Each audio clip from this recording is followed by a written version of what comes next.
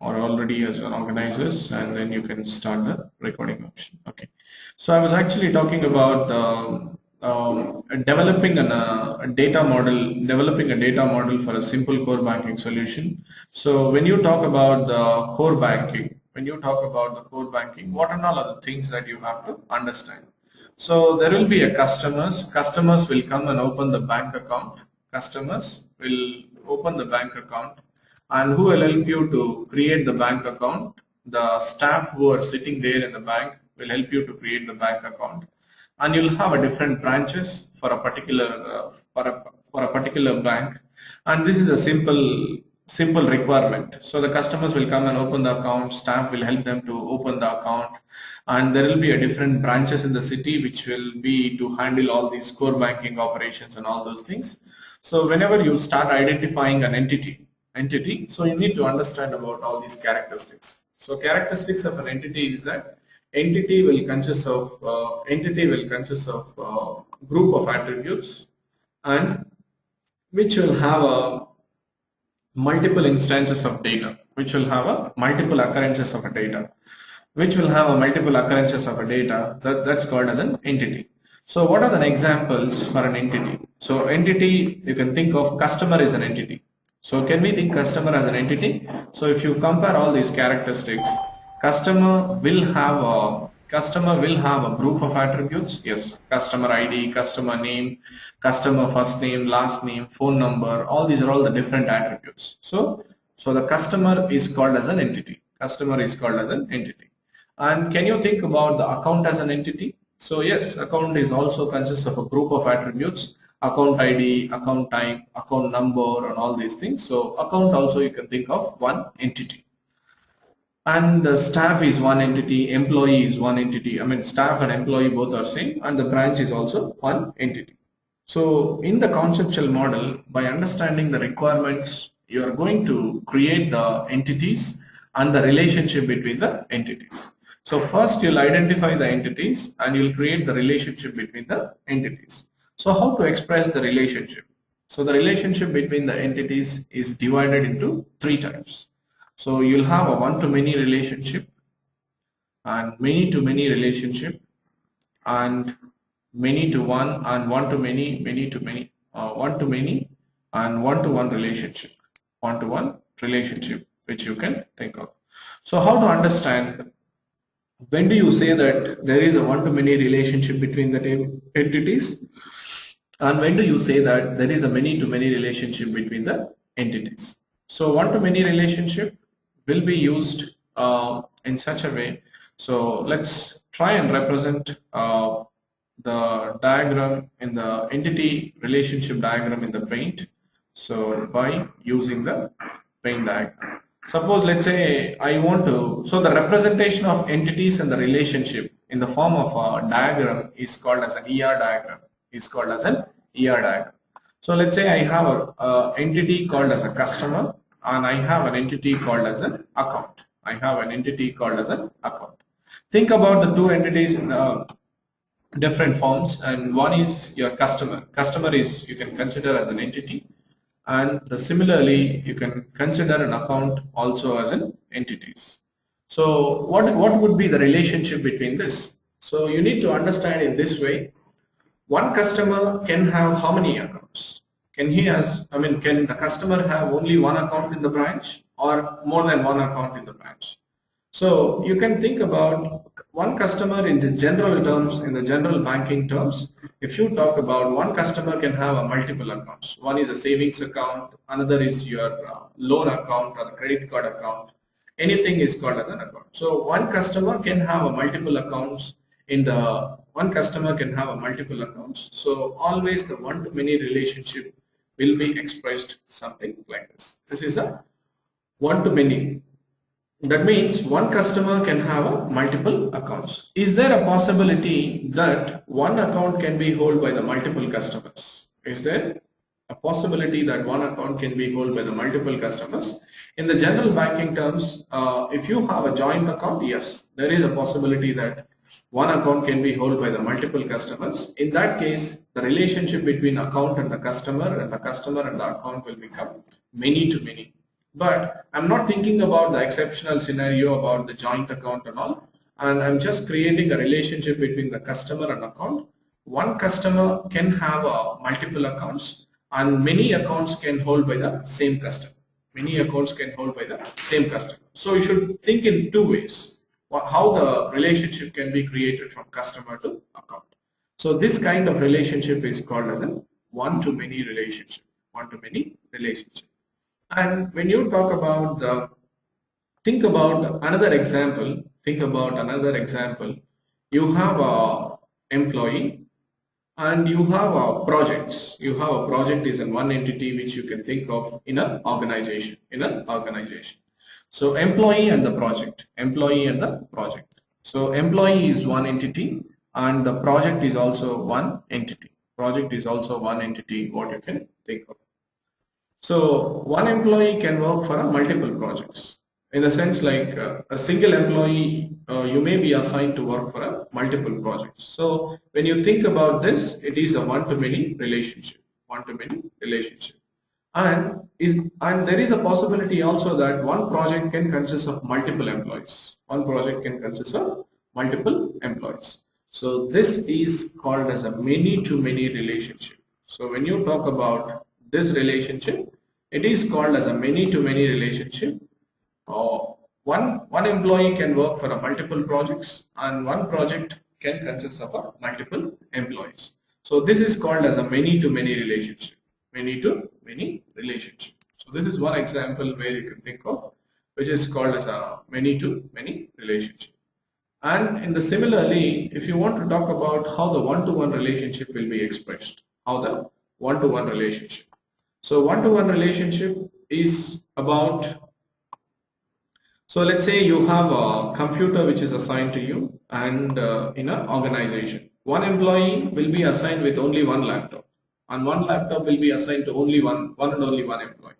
So same laptop will not be assigned to multiple employees and one employee will not be assigned with multiple laptops. So when you think about this kind of scenario where you have a employee and the workstation or employee and the laptop, this relationship is called as a one-to-one relationship. One-to-one means one instance of the data. One employee can have only one record in the employee laptop, and this is called as a one-to-one relationship. So in the conceptual model, what you do is that you'll identify the number of entities and the relationship between the entities. So this is called as a one-to-many relationship, many-to-many relationship, and one-to-one relationship. So first you need to identify this ER model diagram, and based upon the ER model diagram, you are going to identify the logical model. So the entity, once the entity is being developed, so the next thing is to prepare the logical model. This diagram is called as an ER diagram. So if you want to extend this, for a different for a core banking solution, and here you can have even the one more entity called as a branch. So one branch can consist of branch, and a single branch can consist of multiple customers, right? So this will have a branch and the customer, you'll have a one-to-many relationship. If you want to extend it for a core banking solutions, so you'll have a one-to-many relationship. And there is a possibility also that one branch can consist of multiple employees. So when you think about the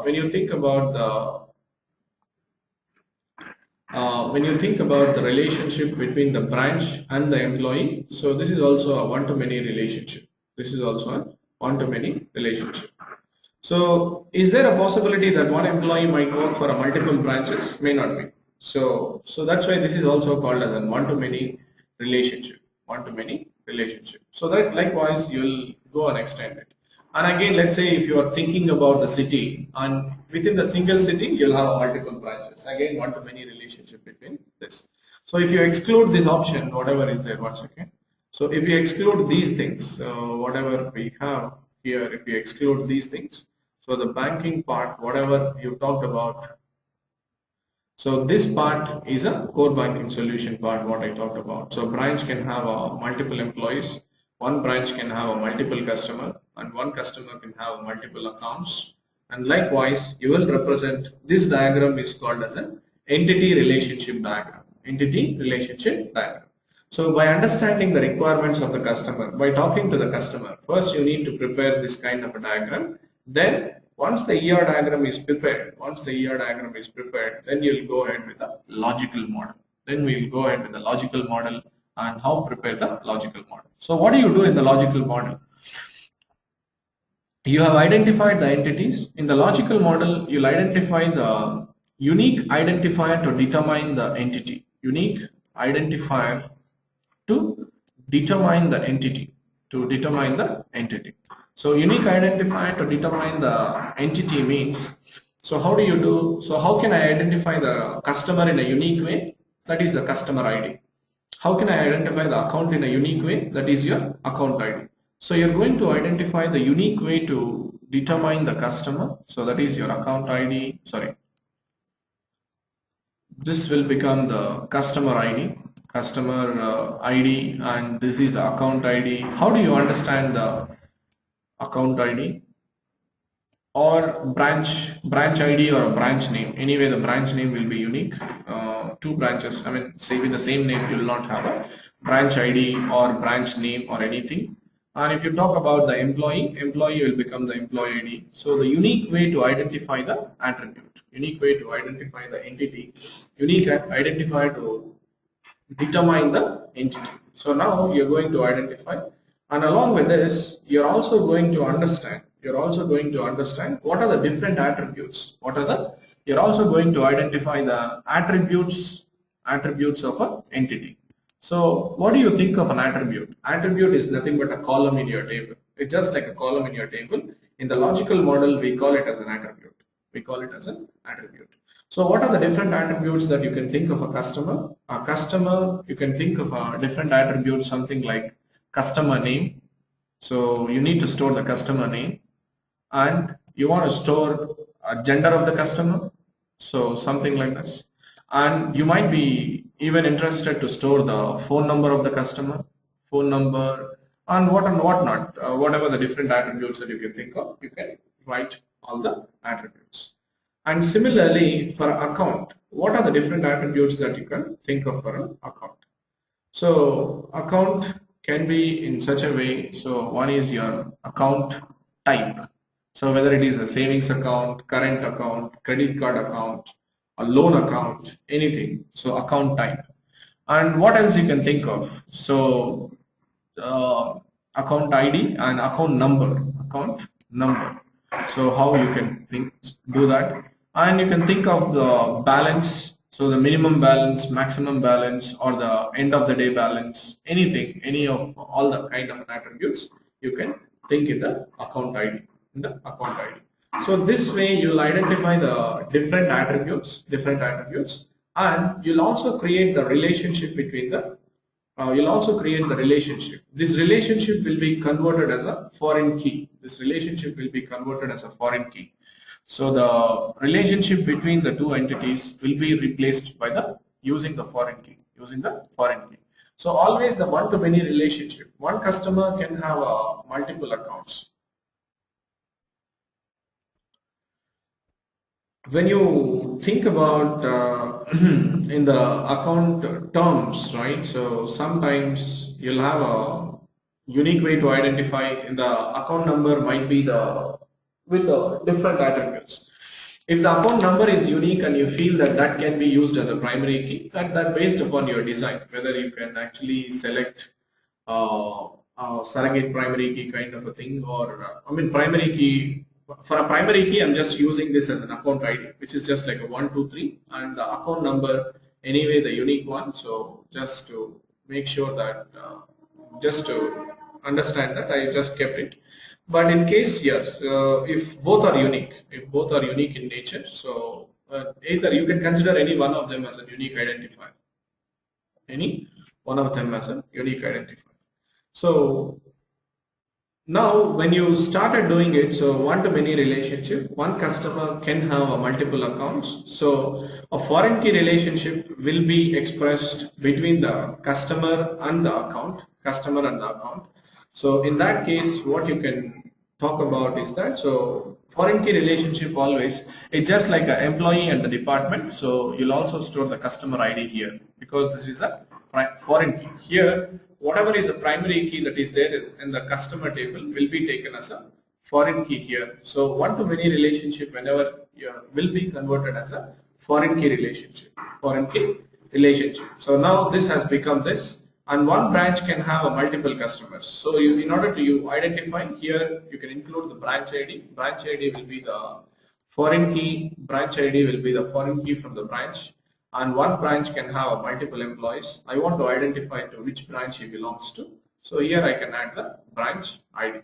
So you are going to create all the relationship will be expressed through the foreign key.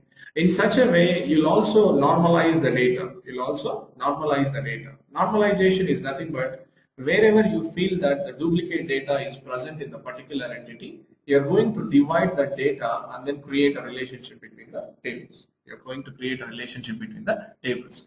So likewise, you're going to normalize it. So let's take one example, how to normalize the data and how are we going to normalize. So in the logical model, you'll identify all the attributes and you'll express the relationship between the tables through the foreign key. That is your logical model. And in the physical model, what you do is that, so if required, you denormalize the entities in case of OLAP applications, and then you'll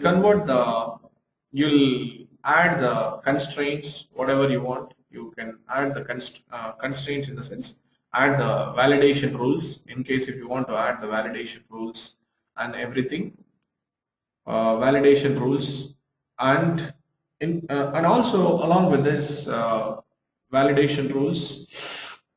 Along with this, if you want to create the indexes, stored procedures, data types, anything, all these kind of different things will be done in the physical model. So the logical model and the physical model. So in the physical model, attributes are converted as columns. Entities are called as a table. Entities, we call them as a tables in the physical data model. And in the logical data model, attributes are called as a columns. So you're going to add this data types, validation rules, all those things. Whereas your logical model is independent. Of the DBMS. Independent of the DBMS you're using.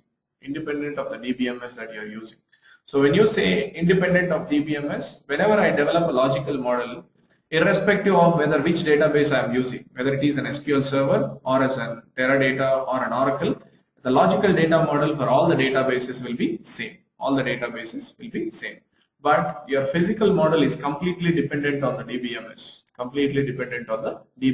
Because the data types changes, validation rules, how you define changes. So your physical model is dependent on the DBMS, whereas a logical model is independent of the DBMS. And the logical model is always normalized up to third normal form. In case of a physical model, if required, on the performance-based considerations, we may denormalize up to second normal form. That is for a performance considerations. The more you normalize, the retrieval of the data will become complex and it will take a long amount of time to retrieve the data. So in case of OLAP application, your physical model will be denormalized in nature. And based on that, it will use that. So it will add the validation rules, index rules, and all these things. So whenever you develop the data model, so the data model will be done in different phases. Entity relationship model, logical model, physical model, and all those things. Logical model, physical model, and all those things which will be done. So this will be normalized up to the third normal form. So now let's understand what is normalization and what is denormalization. Let's say you're representing an employee attribute. An employee will consist of different attributes like name and then the salary and let's say take the column called as a job ID, something like this. And then you also have something like department ID, department name. You need to represent the department name and the department location, or all these are all the different attributes that you have to represent in a particular entity. So when you start representing data here, let's say you have ABC and salary is 2K and the job ID is sales rep, and the department ID is 10 and there belongs to department number 10 and you call it as a sales and they are sitting in the location Seattle. Seattle is a department location, and you have some other thing, some other employee, so who is also belongs to the sales rep department, and you started representing, let's say this is an employee 2, which you call it as a VCT, and DEF, something like this. So the data is being represented something like this. So if you see, out of all the data, wherever the repetition of the data is available. So if you see that this department data is completely getting repeated. So let's say he might be having the salary as 20K and this might be having the salary as 30K, all those things. Okay. So just take the salary.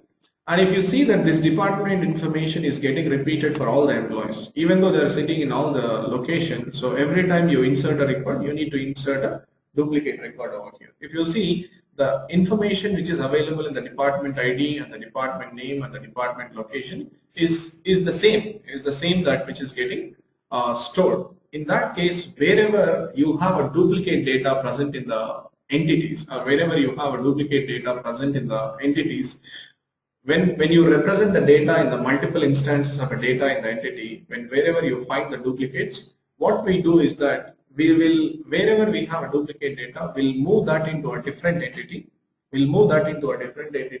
And then create a relationship between the entities. So now you have an attribute, you have something called as an employee. Assume that this is an employee entity which will consist of all these attributes: department ID, department name, and the department location. And now this department information is getting repeated. So when you want to normalize this kind of an entity, then we'll divide whichever the attributes are getting repeated into a separate entity. Now, if you want to normalize the data, so this employee will become the only with the employee entities. So this employee will become employee, and then department will become with the department entities. So that is your DEPT ID, DEPT name, and the department location, DEPT location. So all these things which will be used. So employee name, salary, and the job ID. So what is the relationship? So how do you understand that which employee belongs to which department? So to create the relationship, now the department ID will be taken as a foreign key from this and then keep it. So the normalization is nothing but wherever you have the duplicate data is present, keep that into a separate entity and then create a relationship between the entities. That is what normalization says. So goal of a normalization is to eliminate the duplicates. So when you are dividing wherever you are finding a duplicate data and then dividing the data into multiple entities, so the more you normalize, more number of entities will be present. So less you normalize. So this is already a normalized entity, but whereas the data is getting repeated. So more you normalize, more number of tables will be present. So this is called as a normalization. I mean, you have different rules. I'm not getting into that. What is the first normal form? What is the second normal form? And all those things. You need to understand a lot of examples to get into that. The overall idea I'm giving. So the normalization is nothing but removing of the redundant data and then organizing the data into different entities is called as a normalization. Wherever you have we'll talk about that, how the denormalized entities will be represented. In the warehouse. So likewise, your data modeling will be divided into 3 phases: logical model, physical model, and the conceptual model. So data modeling, this data modeling process based upon the applications that you design, it is divided into two types. One is called as a entity relationship model, ER modeling, and the other is called as a dimensional modeling. So what is ER modeling? Why we are not using ER modeling for a dimensional, OLAP application, that we will see it. So ER modeling is something that which focuses on the normalization, It focuses on the normalization, and it is completely used for OLTP applications, and this doesn't stores the historical data. No historical data will be available. So it doesn't stores the no historical data will be available in the ER model.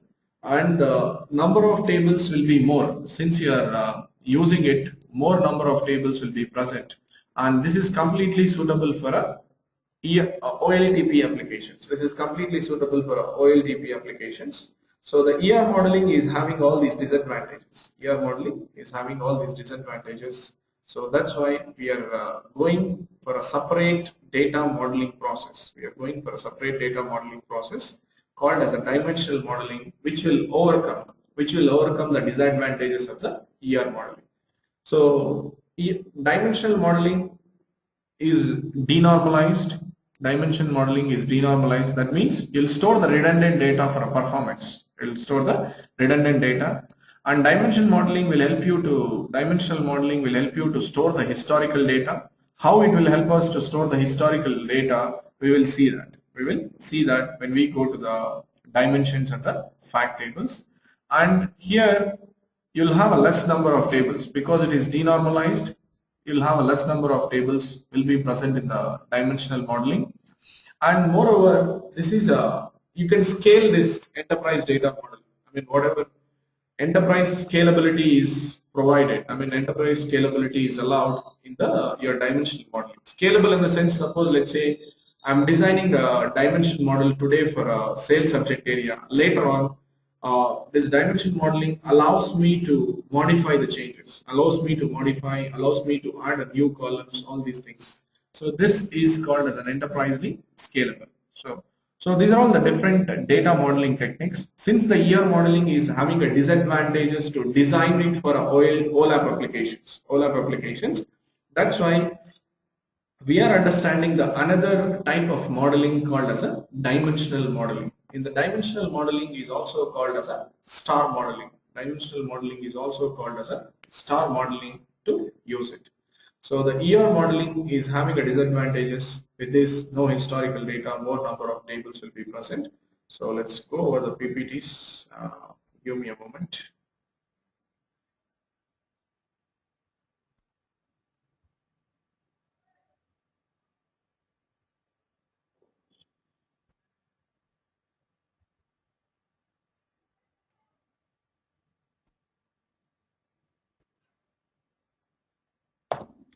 That was just the introduction that we have seen what is the data modeling and the types of data modeling what we have.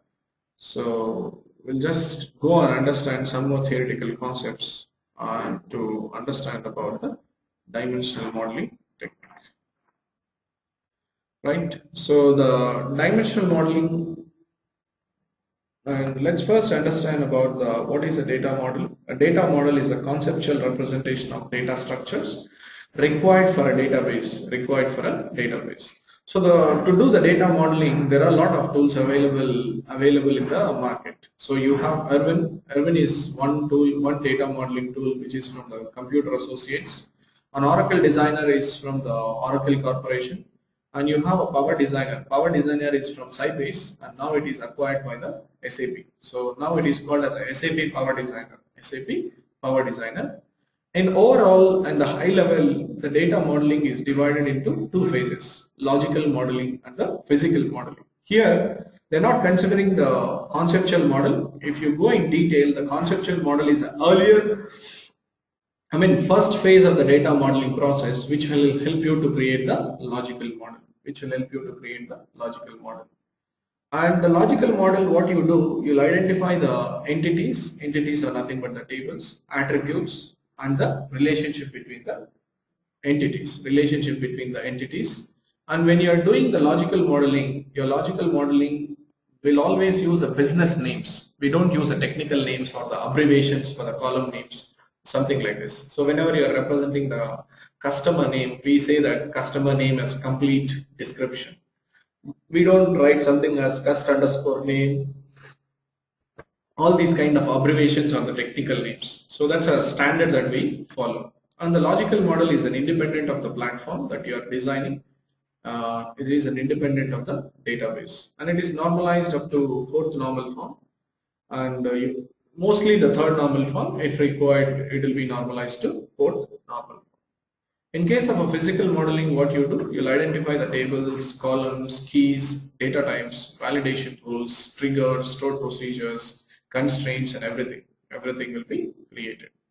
And your physical model is dependent on the DBMS, and it is limited by the DBMS standards. So here you'll use a more generic names, more the specific names for the tables and the columns for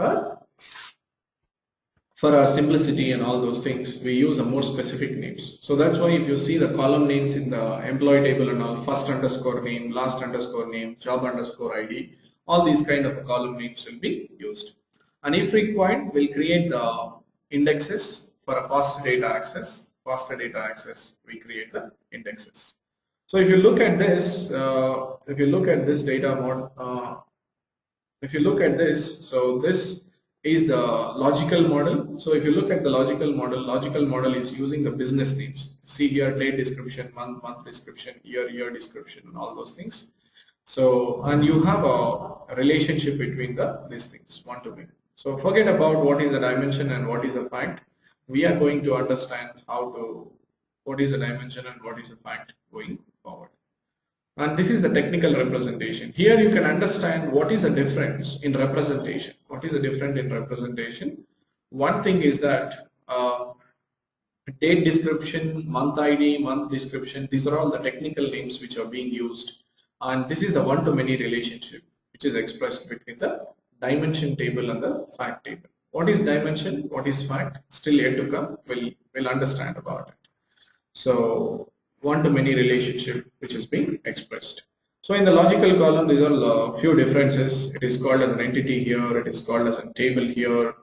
It is called as an attribute in the logical model. It is called as a column in the logical. All those things, and the relationship is called as a foreign key and all those things. So what is ER modeling? ER modeling is an entity relationship data modeling which is used for an OLTP system and which is for a transaction-oriented application. And the focus of the OLTP design is mostly on the individual data elements and the data relationship. So it removes the redundancy, that is, it completely normalizes the data and it accurately models the business. So the ER model focuses on the individual data elements and the data relationship. And ER modeling is not useful for OLAP application because it is a complex. With more tables, and it is unfamiliar to the business people, and you have an incomplete history. That means historical data will not be stored in the ER modeling applications, and it's a slow query performance because of the more number of tables present in the database. Slow query performance. That's why, since the ER model is not useful, we are going for a separate modeling called as a dimensional modeling. This dimensional modeling technique is used for a OLAP applications. And how you use it. So dimensional modeling, what do you do in the dimensional modeling? In the dimensional modeling, you're going to represent the facts and dimensions. You're going to represent the facts and dimensions, and which are used for your reporting purpose, which are used for your analysis purpose. You're going to create the two types of the tables called as a facts and dimensional tables that you do it. So the dimensional modeling, as I said, it is also called as a star modeling, and it can easily translate into multi-dimensional database. So the multi-dimensional database, which was about storing of the data again into the Cognos cubes and all. That is nothing but the multi-dimensional database. So we talked yesterday about the multi-dimensional OLAP tools, MOLAP tools. So it can easily translate, and it will overcome the disadvantages of the ER modeling. So it is easy, reliable join paths, high performance of the query, and it is enterprisely scalable whenever you have changes to be done.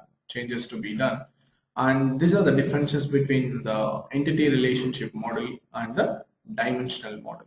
Entity relationship model and the dimensional model. You are going to use the tables as units of the storage, and here the cubes. We call it as here also the most of the time tables if it is a ROLAP.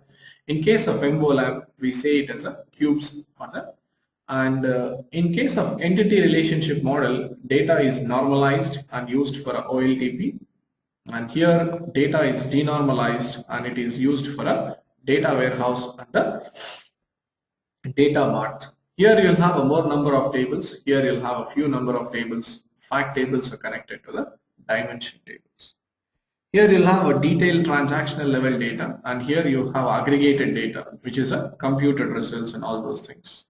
And here you'll generate the simple reports, that is a normal reports. Here you'll have a friendly drag and drop interactive reports, which will be used in the dimensional modeling, which is used for a data warehouse or the OLAP.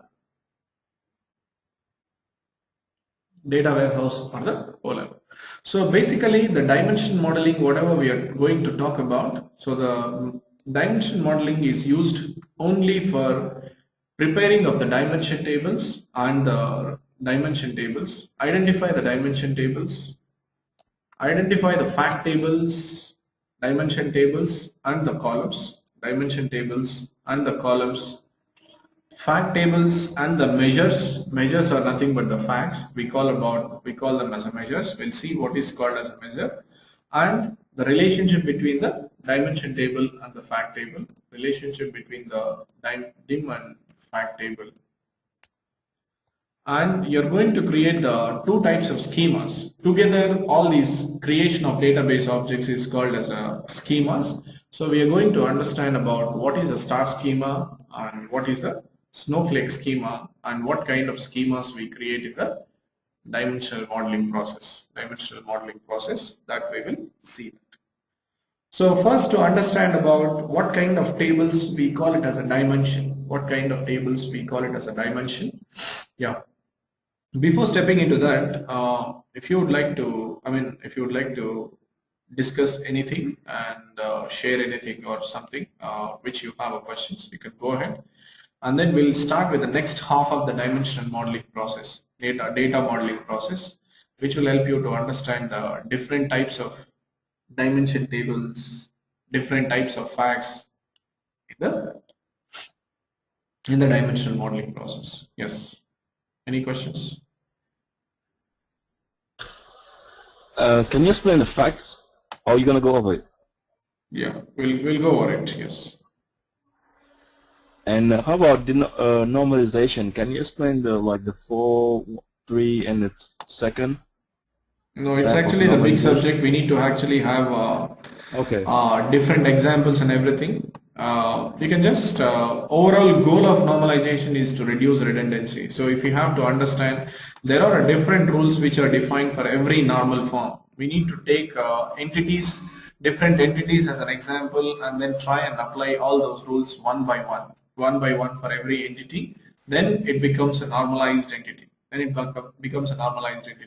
So you need to understand those rules, which is a kind of which comes with an experience. We just can't take it as a basic level and then try and explain that. So for a time being, you can just remember it, and maybe after the course you can explore more on that and the normalization part. Okay.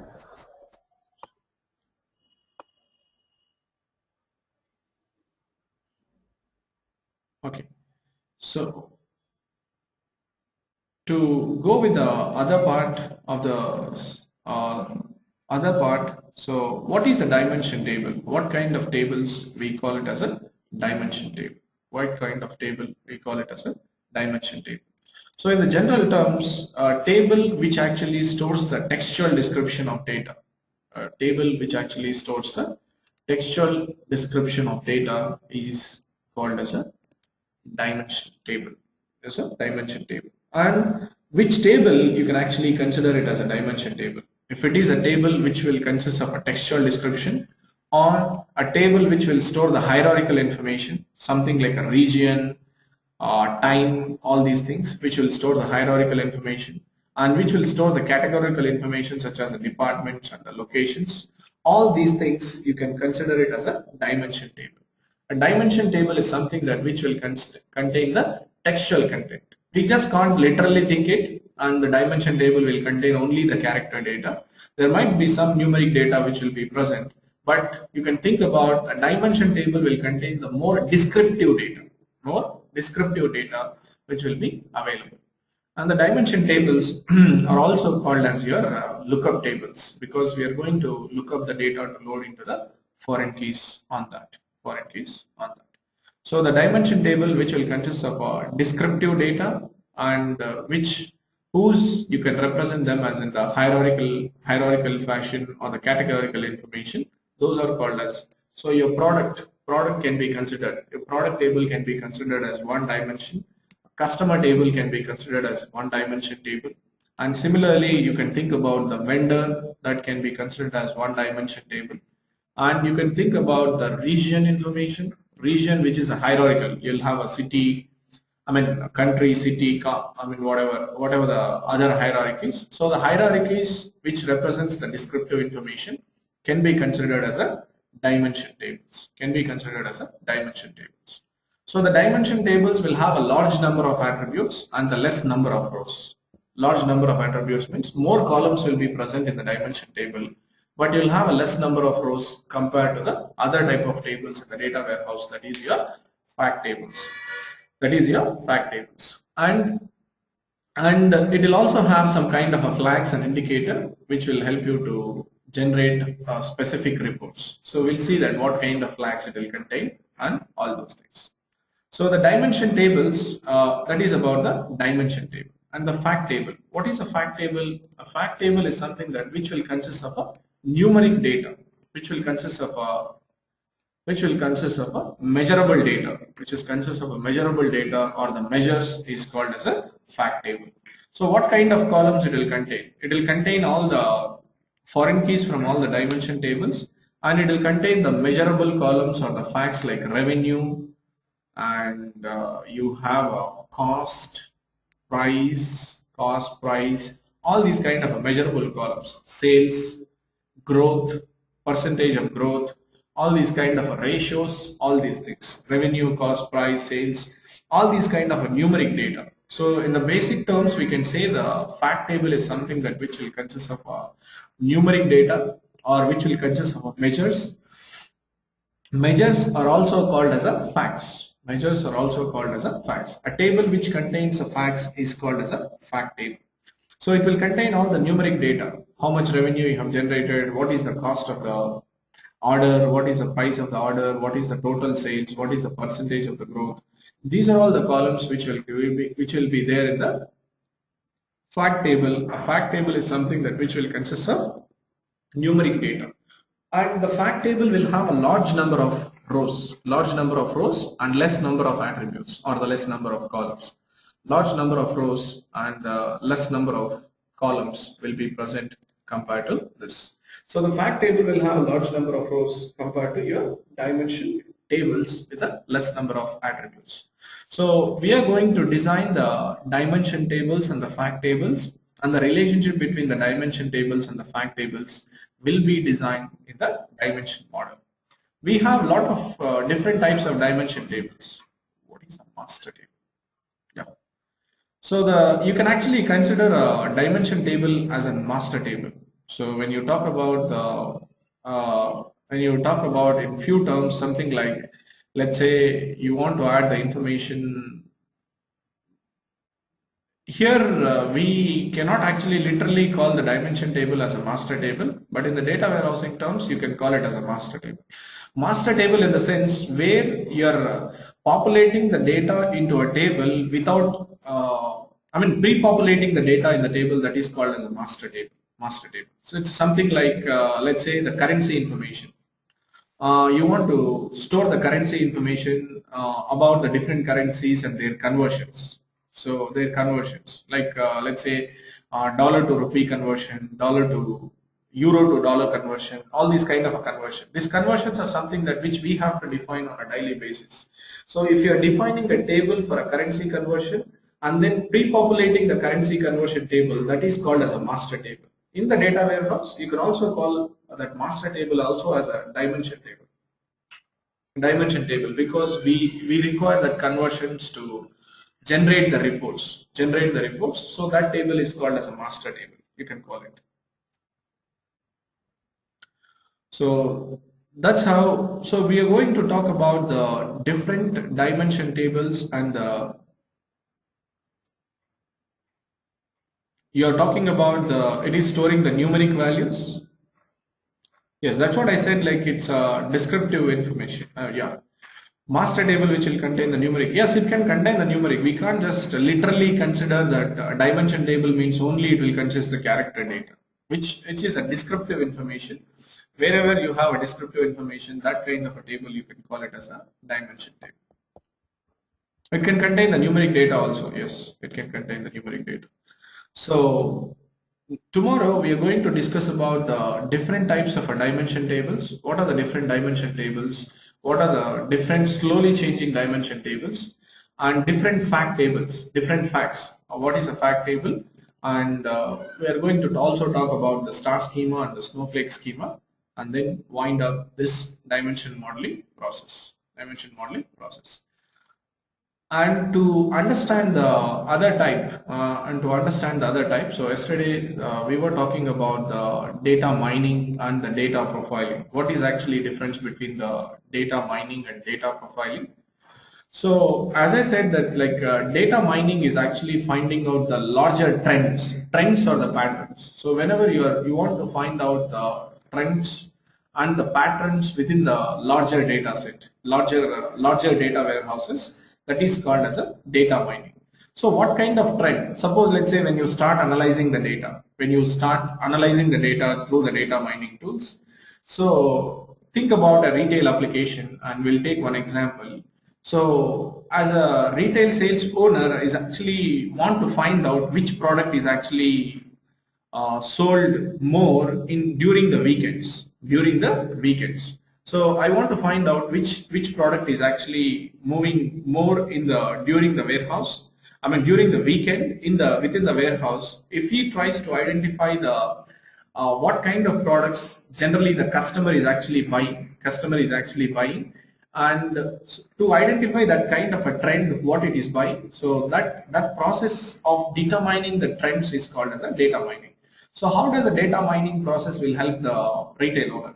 Suppose let's say somebody who is actually purchasing one product, let's say who is purchasing the product more on the weekends. So in that case, data mining process will help the business people to understand the customer behavior, and it will also help them to promote the product more on the weekends. Suppose let's say during the weekends the people are buying one product, and that product, if they want to actually run a promotional offer, they are going to run only on the weekends instead of running on the other days. So which will help them to improve their business. That is the way to find out the trending of the product. And the other example which I have given about the pattern, yeah, that is also one example yesterday what I have given. So when you want to identify the different patterns of the data which is stored in the data warehouse, so you can do that. So using the data mining process, you can find out the trends and the patterns. That is called as a data mining, which will be done by the different tools. And when you talk about the profiling, data profiling is something that which will be done on for a quality of data. Whenever you want to find out the quality of the data, then we are going to find out the data profiling. Let's say I'm reading the data from the source. Let's say I'm reading the data from customer table, and the customer table will contain the different columns like customer ID, customer name, and you have a city and all these things. And I just want to identify I want to identify the quality of data. I want to, before loading the data into my warehouse, I just want to identify I just want to determine the quality of data. How many duplicate values are present? How many unique values are present? This is called as a column analysis, column data analysis. When you talk about that, so you want to identify how many duplicates are present in the customer ID, or how many null values are present in the name column. So the customer name itself is null. So whether to accept that column or not, null values are present in that column. So how many unique values are present? How many duplicate values are present? This kind of a column analysis, quality analysis will be done on the each and individual table column. That process is called as a data profiling. That process is called as a data profiling for column analysis, data analysis, quality analysis. So these kind of analysis will be carried out to do that. So this process is called as a data profiling. So the data mining is different and data profiling is different. So you're going to do the data profiling by using the different tools, as I said yesterday, Informatica data quality, Informatica analyst. These are the two tools which are used for a data profiling. Data profiling. So I talked about the address validation yesterday. So address validation is also one of the example. So before loading the address information about the customer into my warehouse, I just want to verify whether this address, whatever the customer has given me, is correct or not. Is correct or not. So that can be done by the Informatica data quality and all. So how do it validate whether the address is valid or not? It has a predefined rules, predefined addresses for all the US codes, US streets. Every information is already defined and the standards are being defined in the IDQ. So what the IDQ does is when somebody represents the address, it will just validate against the data that is being stored in the IDQ. So it will just validate whether the city name is correct or the street name is correct or the cross is correct or whatever. It will validate it and then it will tell you whether this address is valid or not. So that is also one of the data profiling thing which will be done by using the IDQ, right? So that's called as a data mining and the data profiling. You have separate tools to do that for a data profiling and data mining. Yeah, Pramit, any other questions on this?